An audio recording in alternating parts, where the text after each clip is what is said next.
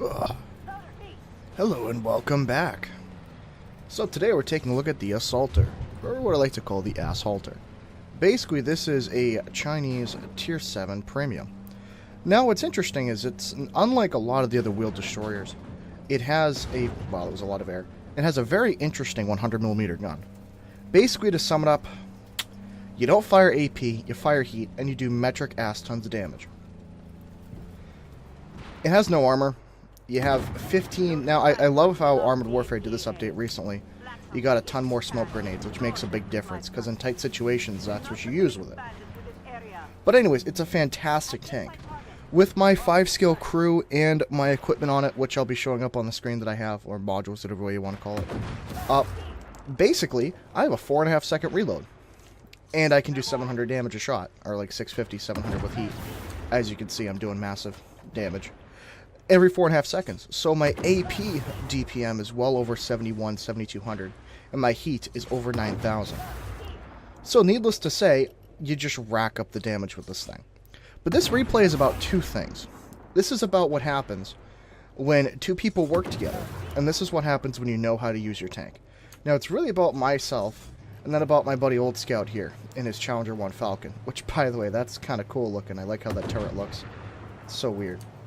But anyways, the Ass-Haulter's pretty quick. It can do around 50 to 60 kph pretty much anywhere, sometimes hitting up to 70.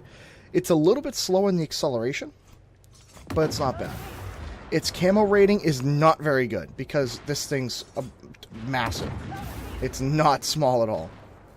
You also have the issue of you have bad gun depression, because basically, I don't know if a lot of people know this, but your breech essentially in the back has to go up for the gun to go down, because it extends.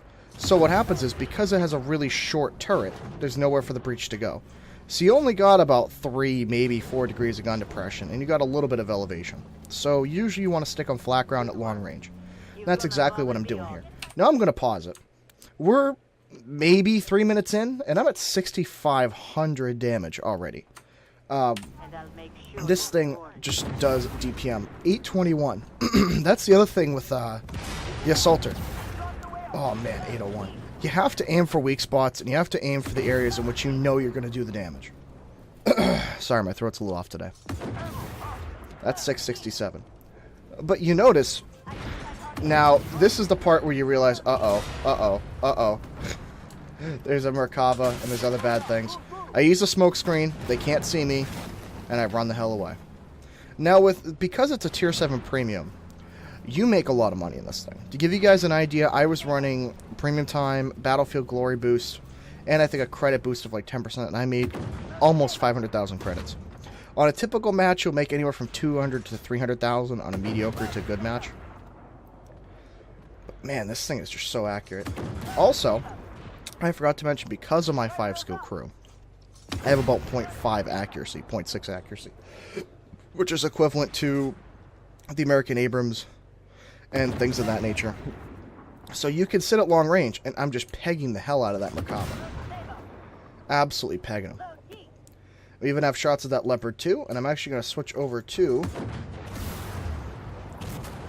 This is Old Scout. Now, unfortunately, she's going to go down. She's going to end up being killed. But I'm still putting in shots from all the way out there. The only other problem with the Ass-Haulter... Now we're actually down to the 3 of us. This is kind of important. I'm trying to look for shots as I can. The only problem with it is its camouflage value is crap, and it doesn't have very good view range. It has maybe 350, 360 meters, which compared to other Tier 7 scouts is not very good. So, even other wheel destroyers have a little bit.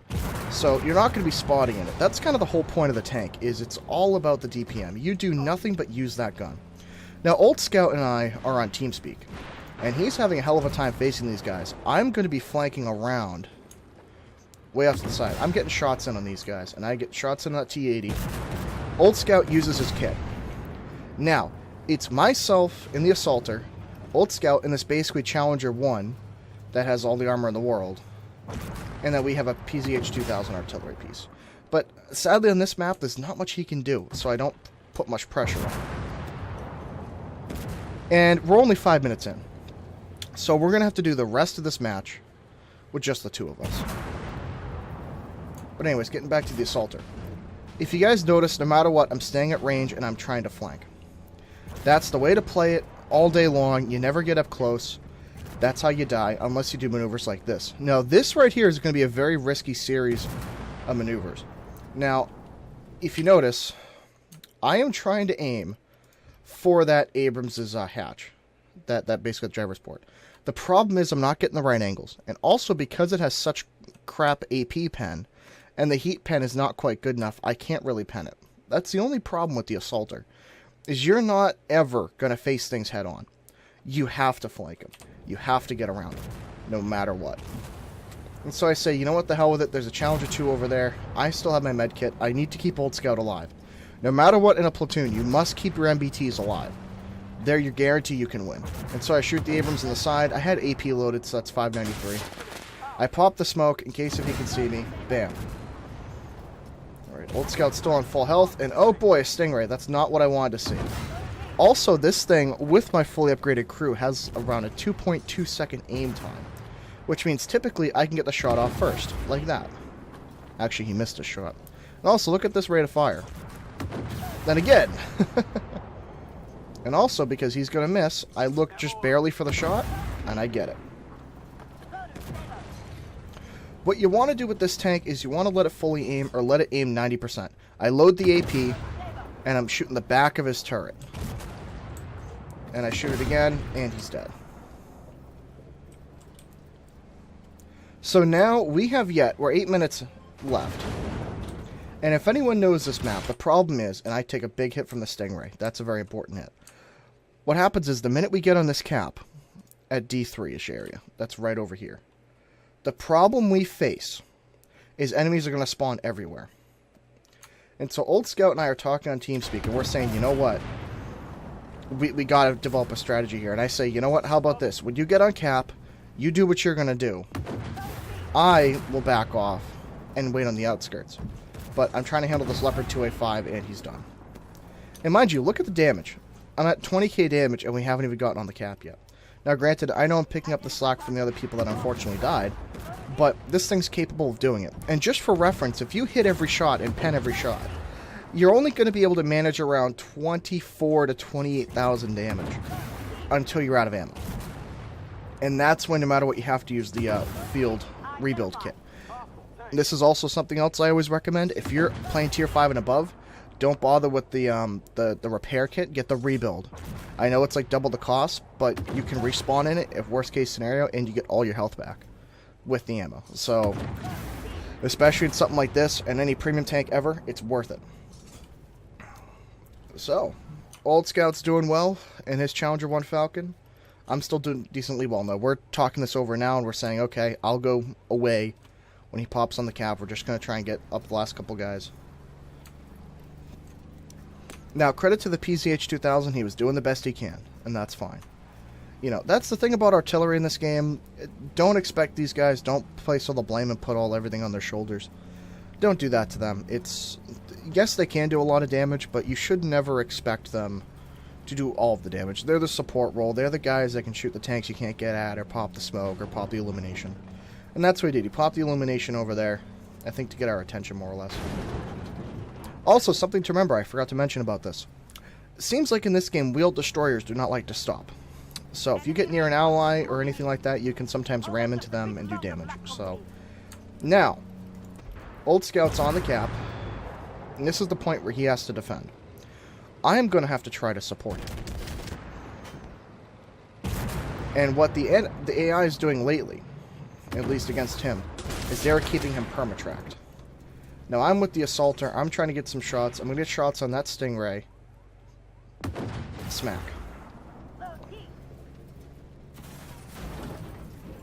And I'm just going to keep getting shots on him. Now, this is the problem right here. Is Old Scout is now has his back to the Leopard 2A6, and there's going to be more tanks coming. I have to stop them, or I have to engage them. Get their attention something. Because the minute he gets flanked, he's already used his repair kit. Or his rebuild kit. Always keep in mind when you're in a platoon, you got to realize if someone has used that or not. That's incredibly important to know.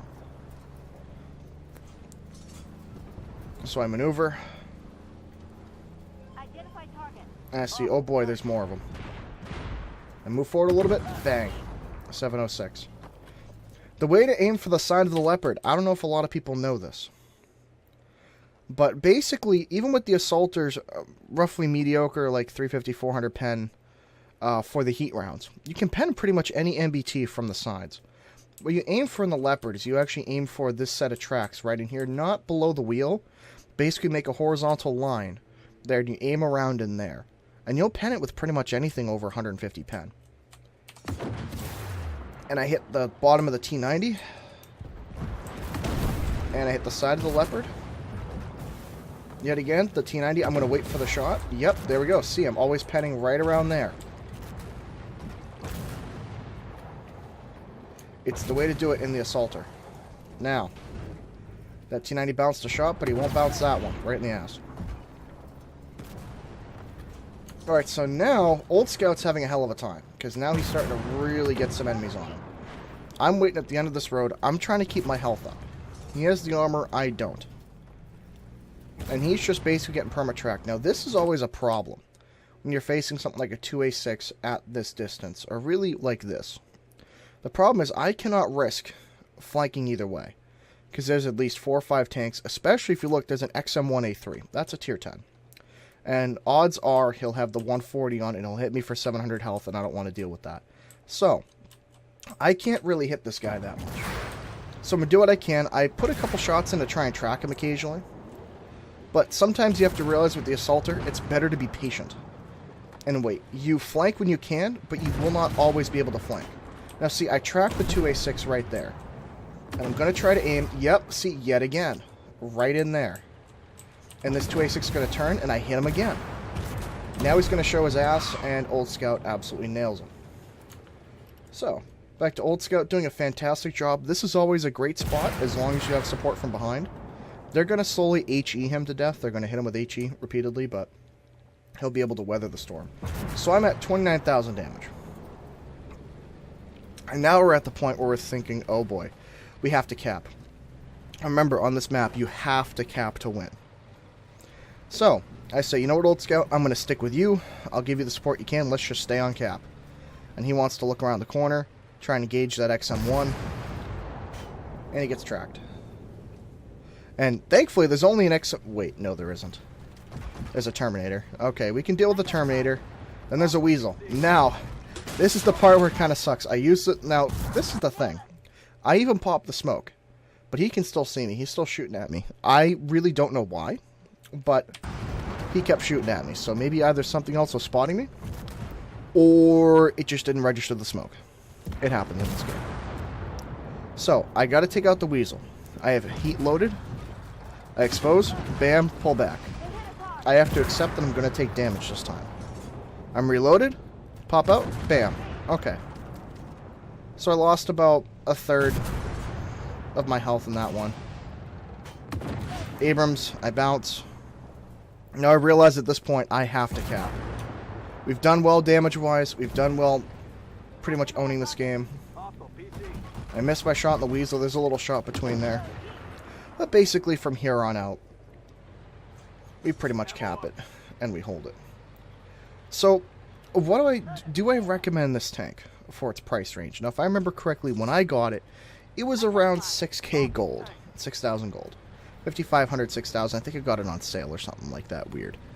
Do I recommend it? Hell yeah. This is probably, in my opinion, one of the best money makers, if not the best in the game right now.